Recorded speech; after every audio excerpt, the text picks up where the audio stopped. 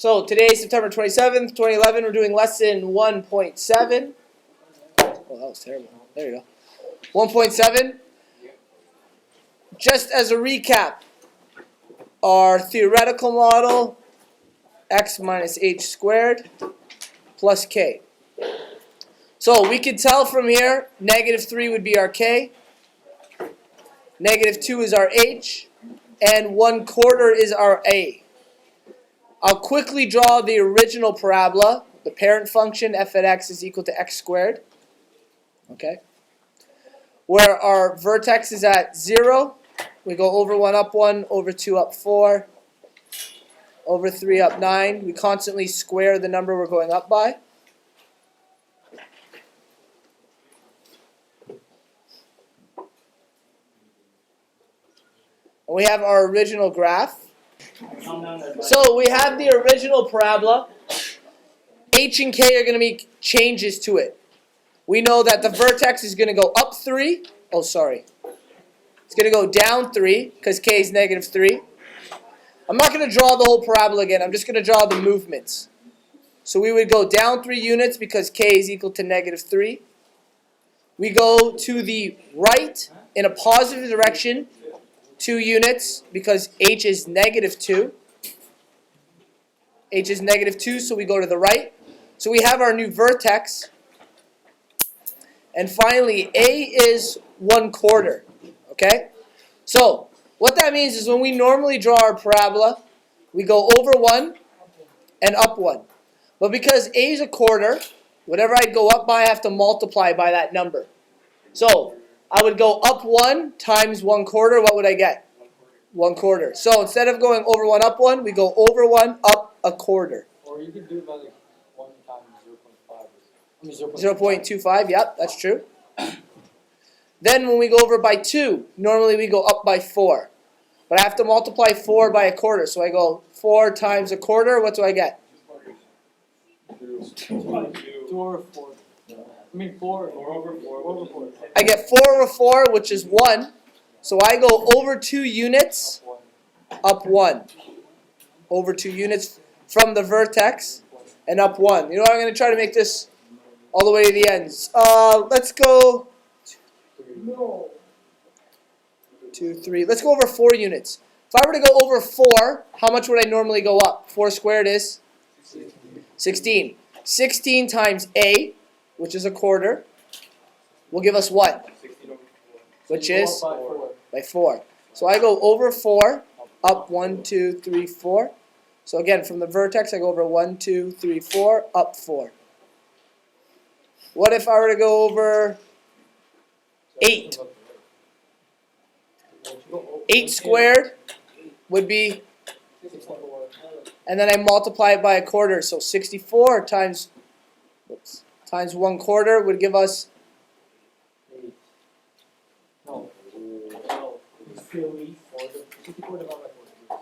60. Yeah, it'll give us 64 over 4, which is how much? 16. Good. So we get a little off of this map. So that'd be up here. We would do up. How many are we down? 3? That'd be somewhere up there. Okay. So if you take a look at this parabola, it's far wider than what we're used to seeing.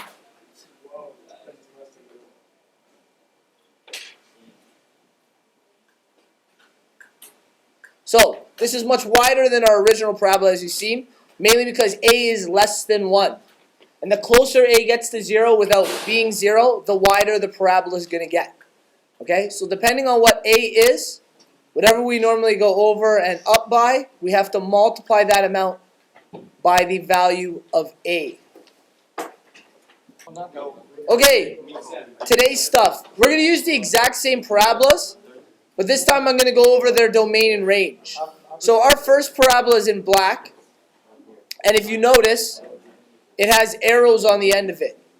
So in terms of its domain, which means how far to the right and how far to the left this will go, there are no restrictions. So for our original parabola, the parent function f at x is equal to x squared. Our domain is x is element of all real numbers. Okay? XER is what you need to write. For our range, again, it's a continuous function, our parabola. So we're going to start off with YER. That's right. YER. But there is a restriction. So when I got to put a restriction in, I put a vertical line. And then I put whatever the restriction is. So this parabola only exists above 0. So that means this is every real number above 0. There is no parabola below 0.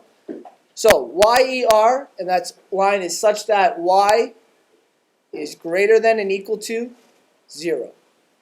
That's the restriction on our original parabola, the one I did in black. The parabola we drew in red, f at x is equal to 1/4 x minus 2 squared minus 3. Domain and range is a little different. First of all, our domain. Are there any restrictions on the x for the domain of this parabola? No. It goes on forever. We have our arrows. So our domain would be the exact same thing. X is every real number. Our range, again, it's a continuous function, so we start with y, but there is a restriction. And what is it? Greater than -3, such that y is greater than -3. So whatever the vertex is, the y value of the vertex is our restriction on our range for this parabola. Okay, so you guys have been given the problem. Someone is standing on a cliff and they've decided to drop a rock off the cliff. Okay? So the projection or the trajectory of this rock is modeled by this equation. So you're given this mathematical equation to model what the rock's going to look like. So say I drew this cliff on the graph. Somebody's standing on the cliff and they drop a rock. Boom. And it hits the ground. Okay? Maybe they throw it. We're not quite sure what they're going to do yet with it. But that's the idea of this. What we need to do is we're going to need to model this. So I'm going to start with a chart.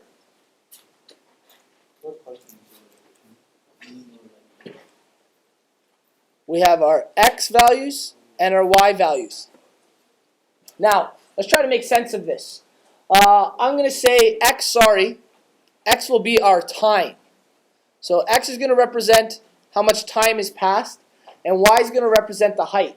So I'm going to put time on the x-axis, and I'm going to put height on the y-axis. Okay? Just so it's modeled like you're dropping a rock, right? Remember I said the guy standing up here drops the rock. Whoops. Drops the rock and it goes down like that. Yeah, but sir, how do you know where to put this? You can model it the other way, but it'll end up looking funny. Always put, it's a good question, the independent variable on the x-axis and the dependent variable on the y. So what I mean by that is the height of the rock depends on how long it's in the air for. Okay? So if I throw the rock, the height's going to change depending on how long it's been in the air. I'm always going to put the independent variable, that's my time, on the x-axis. So it depends how much time that rock's in the air for its height. The height of the rock depends on the... So we put the independent on the x-axis, dependent on the y. Now let's try to make sense of this. Can the rock be, can time be less than 0? So let's say I have the number 0 here. Can x be -1? So could it be a second before I've dropped it? It doesn't make any sense. The rock doesn't start movement until this person has thrown or dropped it. So there is no time before 0. So we actually don't have to solve for anything less than 0. The rock doesn't drop until a millisecond after 0 seconds. But I would like to know how high in the air the rock starts at. That's what time would be 0. That's when the rock is still in the person's hand. So we're going to plug 0 into the equation. F at x, not f at x, but f at 0 is equal to 80, subtract 5, and our time is 0. So no time has passed. What is 0 squared? 0. 0 times negative 5 is 0. So, the height the rock starts at is 80, and we're going to say it's feet, okay?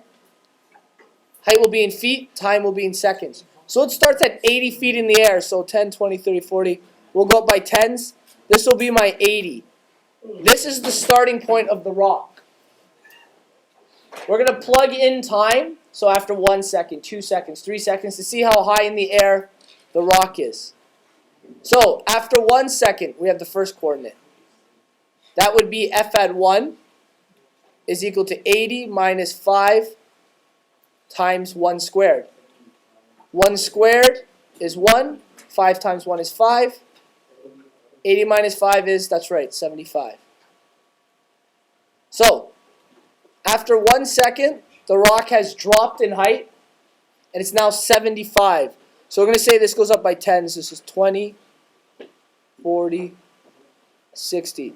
So, and this is, each of these is a second. After 1 second, it's at 75 feet in the air.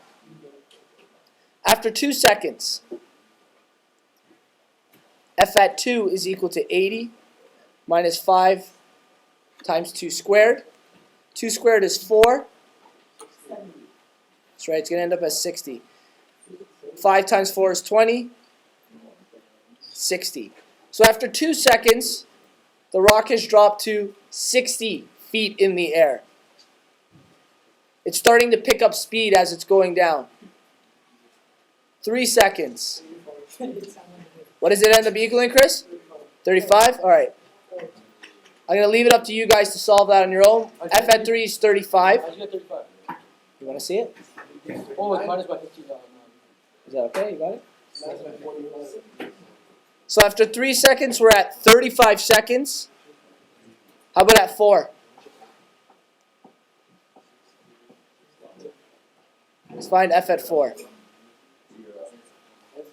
Is it? F at 4 equals 0? Perfect. So at 4 seconds, the rock has finally done what? That's right, it's hit the ground. So we graph this function. If you look, it looks like half of a parabola facing downwards. We know it's quadratic because it's to the power of 2, so this really is a parabola. If we were to go back the other way, the other half would look like this, but we know that time can't exist before 0. We're not going back in time for when the rock was before it was in your hands. How did you get 35?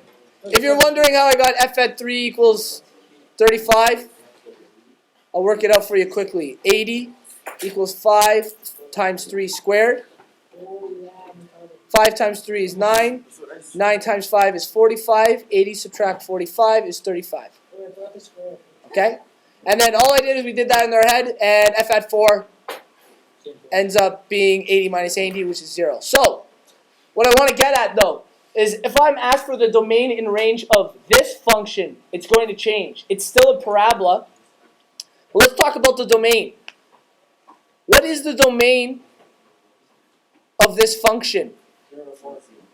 Okay. Is it a continuous function? There's no arrow. Okay. It doesn't go on forever, but what I mean by continuous, is there a value for, let's say, 0.5, 1.5, or 1.1? Yeah, so from 0 to 4, it exists at every single point. So we go XER, that way we don't have to write all of those. So the domain of this function, we realize it's continuous between 0 and 4. So it's XER such that, and we start with 0, and x is greater than and equal to 0, and less than and equal to the number 4. So if you notice, I have 2 restrictions on there. Because it exists at every point between 0 and 4, I have to put both those numbers in the restriction. X is continuous between there, and x is greater than 0, but less than 4 for the domain. On the x-axis. On the x-axis. For the range, y is every real number such that, and we go and look at our restrictions for y. The highest point of y is 80, and the lowest point is 0. It doesn't go into the ground, to the middle of the earth. It stops at 0. Well, it could. That's good, you could. So x is greater than or equal to 0, but less than 80 for our domain and range of this function. So why did you put this again? Oh, sorry, it's supposed to be y. I made a mistake.